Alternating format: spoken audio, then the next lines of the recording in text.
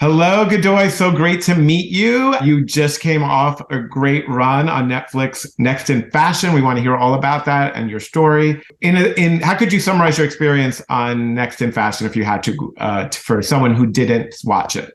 I had a blast on Netflix's Next in Fashion. My run was honestly amazing. My experience was amazing from the beginning all the way till the end, and now till now, it's been the most fun experience I've had. Can you, elaborate on how you got into fashion, but also how perhaps your upbringing fed into that? I've always been in fashion. Like fashion has always been in my life. I remember like growing up and always pressing my uniform before going to school, making sure it was, crisp and clean. And I didn't start sewing or anything like that up until I was 14. I took my first Not until you were 14. Oh my God. I know. It sounds that's crazy. amazing still.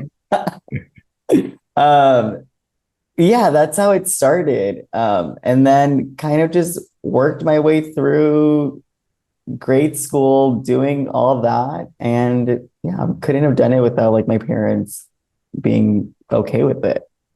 And so they were supportive, like from the early on some of your endeavors without, obviously when you're young, you don't know what, that you're going to be, that you're gay or not. But did that I translate? knew. Oh, you knew from an early age. I knew.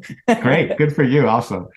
I was that flamboyant kid from the start. I was always like vibrant and just super outgoing and preppy. And not saying that those are all qualities of gay people. I'm just saying that I have always felt comfortable in my skin and being able to speak about it and say that like since a young age. On the show, you show how a lot of your designs you've designed for famous pop, drag race queens, not just drag race, but a lot of the one.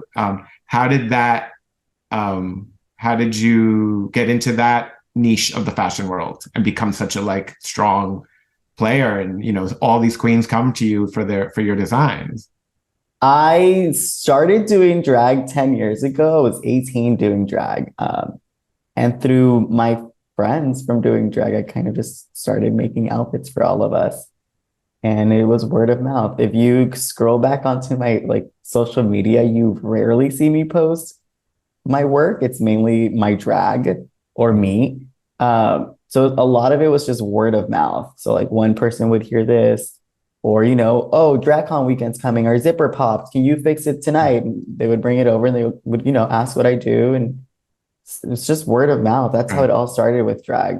So did your drag and your fashion kind of evolve together? I was designing it first throughout grade school. Right. And then drag almost evolved out of culture as well. In the Mexican culture, we also have transformistas, which are like celebrity impersonators. Mm-hmm. And my parents would take us to go watch them because it was entertainment and they didn't find anything wrong with it. And that's freaking amazing. And, what's going on right now in the world with drag and that whole topic, take notes because my parents did it right.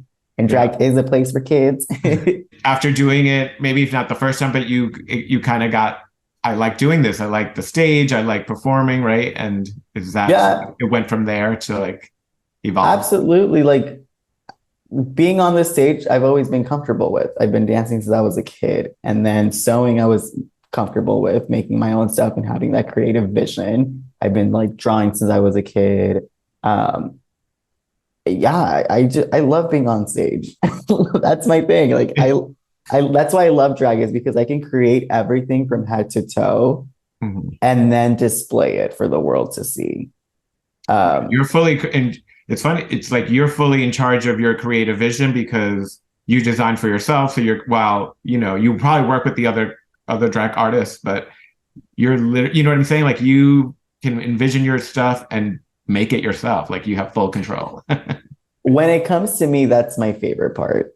And then when it comes to having, my clients, my favorite part is collaborating with them. On the show, it's so, it's like a high stress environment. And it was one of the few times, being on the show was one of the few times that I actually wasn't so stressed. Mm-hmm. I was more so happy to create freely and kind of just like go ballistics with it because even when I'm creating for myself, you go, oh, I can't spend over X amount of money on it because then I'm not going to make money on myself, you know? Or, but on the show, they were like, you have everything. Here, do it. Right. This is at your fingertips. This episode we designed for our based off of our childhood photo. So we got to choose our photo that we wanted to design off of. And my picture was it was my brother's quinceañera, and our family swapped our gendered clothing with like our cousins. Amazing. So my cousin Tracy, who's in the picture with me, I wore her dress that she like wore for I think my sister's quinceañera, and she was wearing like my clothes, and it was just like something fun and funny, and I had a blast as a kid. Like that moment, I was like, "Whoa, I want to twirl in this dress forever." And you were about how old would you say in that photo? Like 7. And that's amazing that this happened, that there's a photo of it that is not, there's no shame. You know what I'm saying? Like some parents would be like, oh my God, se puso un vestido, you know what? And it's just like amazing that you had it and then you referenced it on the show and then created a like adult updated or evolved it. Right? So we took that our inspiration picture and then made it for our adult selves. And I was like, what if I put it on a guy and then drag him up? And I went, no, because I want to create something that boy Godoy would wear. Mm-hmm. Like I would wear that gown to a red carpet event. Mm-hmm. You know, I would wear that bodice with like cool slacks. It was a white gown, like to, you know, it was white. My rendition of a quinceañera dress. Spoiler alert, at the end of the episode, I get to put it on at the end of the episode because something happens that I get to put it on, you know. I get a little moment to shine in that episode. I've seen your Instagram and I've seen like you said you have a dance background, you do cartwheels, like you are a performer. And so I hope should the cards align that you wind up on that stage that you envision. Me too. I know you're friends with a lot of them. Anyone you're extra rooting for this season? I mean, we have our hometown girls. I'm from LA and I'm always rooting for my LA girls. When I tell you that the performers in LA hustle, they hustle. So Sasha Colby and Selena Estidis, I'm always going to root for them. They're my girls. Sasha Colby's my drag mom. So like, obviously I'm rooting for her. Right. Selena's my drag sister, one of my best friends. Mm-hmm. So I'm obviously rooting for her. And I'm going to throw in Mistress in the mix of people that I'm rooting for because she gives you drag. Like she gives you what you get in the back green room, you know, at a drag show that not everyone gets to see. And she also gives you like what I call ultimate drag. Like the face is stamped, the hair is done, the costumes are elaborate. You know, she gives you showgirl pageant drag. So I love that. Okay, one last thing. If you could only go to one concert this summer, Madonna or Beyonce, which one? Imagine you can only go to one. Oh my God. Why are you doing this to me? There's no wrong answer. I'm going to say none.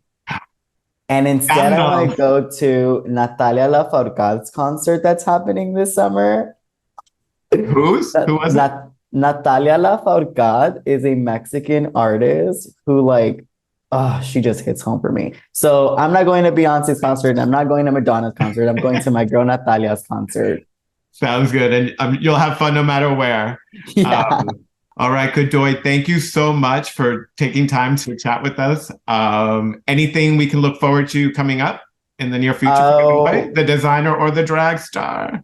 Yes, go on my social media and hit the alert button because we're releasing some stuff that you didn't get to see on the show.